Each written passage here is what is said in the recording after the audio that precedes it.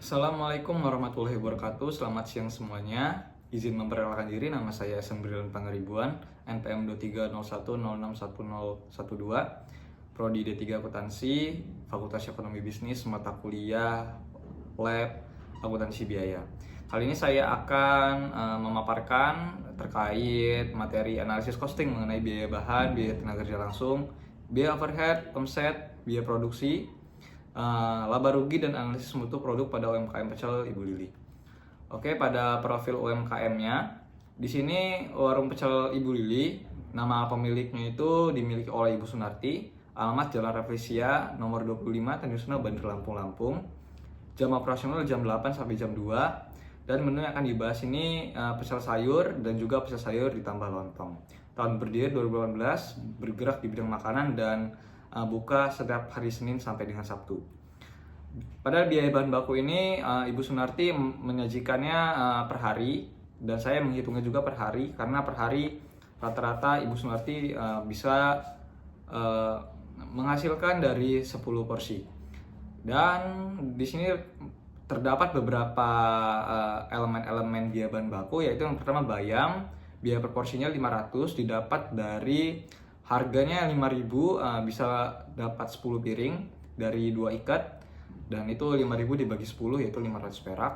Cambah biaya per porsinya 600, kol biaya per porsinya 500 rupiah, kangkung 500 rupiah, mentimun 100 rupiah, kacang tanah 2.333 rupiah, kencur 100 rupiah, cabai kecil 500 rupiah, garam kasar 10 rupiah, kerupuk 200 rupiah, bawang putih 100 rupiah, gula merah 250 rupiah, dan HPP jika tidak memakai lontong yaitu 5.693 perak.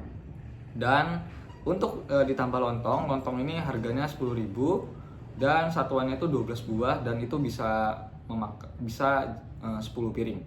Dan harga per porsinya itu 1.200, dan total biaya jika pakai lontong HPP itu 6.893. Oke, selanjutnya pada biaya tenaga kerja langsung, Ibu Sunarti itu tidak memiliki karyawan dan dia sendiri yang bekerja, dan dia tidak mengasumsikan diri dia digaji. Pada biaya overhead, Ibu Sunarti memiliki beberapa peralatan, ada gas tabung, ada juga panci, sutil, dan juga kompor. Dan yang pertama di sini ada refill gas tabung 3 kilo. Asumsinya Ibu Sunarti ini sebulan itu bisa habis 2 tabung refill seharga 44.000 dari 22.000 dikali 2 tabung.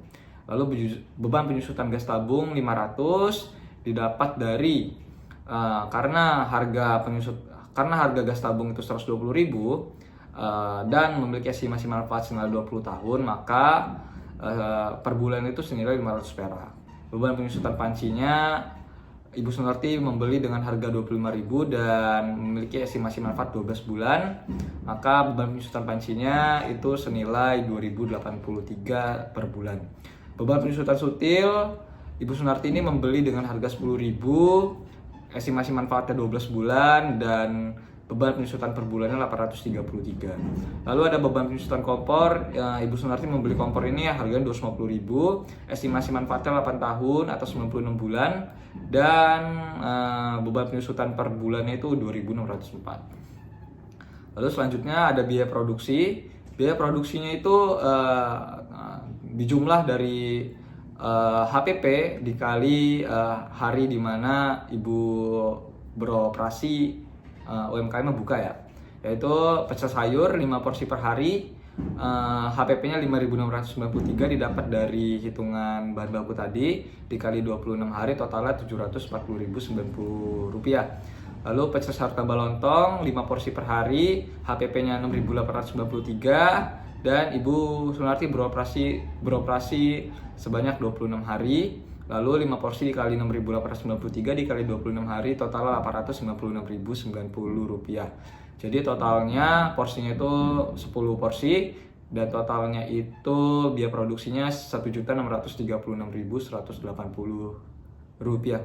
Lalu omset per bulannya, karena Ibu Sunarti menjual pecel sayur dengan harga 4.000, maka pecel sayurnya omsetnya 1.040.000 untuk pecel sayur, dan pecel sayur lontong Ibu Sunarti menjual dengan harga 10.000, yaitu omsetnya 1.300.000 per 1 bulan, yaitu di sini hitungannya 26 hari.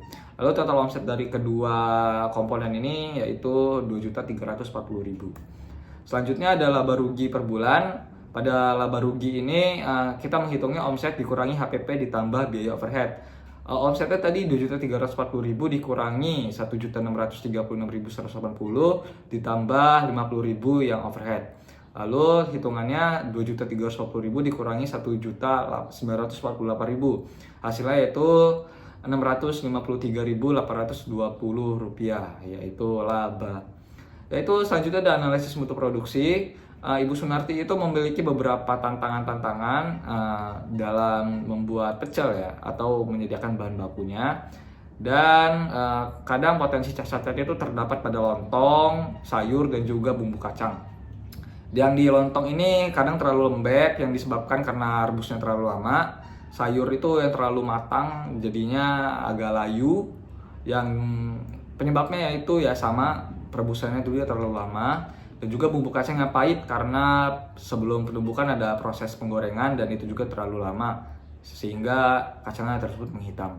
Lalu penanganannya pada lontong lembek, Ibu Sunarti lebih memilih untuk tidak menjual pecel ditambah lontong karena ya rasa dari lontong yang lembek atau tidak cukup waktu untuk mematangnya itu merubah rasa dari pecel tersebut.